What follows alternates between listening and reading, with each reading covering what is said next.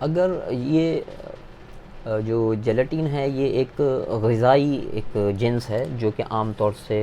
کھانوں میں استعمال کی جاتی ہے. اگر یہ حرام جانوروں کی ہے یا حلال جانور لیکن غیر ذبح شدہ یعنی مردار ہونے کی صورت میں ان سے حاصل کیا گیا ہے اور وہ یقینی طور پر ان کھانے کی چیزوں میں اشیاء میں شامل ہے تب تو اس کا استعمال ناجائز ہوگا. لیکن اگر وہ حلال جانوروں سے لیا گیا ہے اور وہ ذبح شدہ جانور ہیں یا وہ غیر حیوانی اجزاء سے مثلا سبزیوں سے یا پھلوں سے نکال کر وہ جیلاٹن بنایا گیا ہے یا صرف شک ہے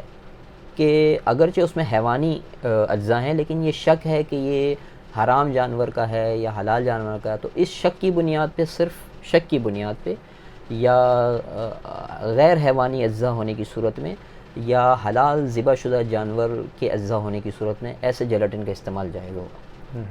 جزاک اللہ خیر مولانا صاحب.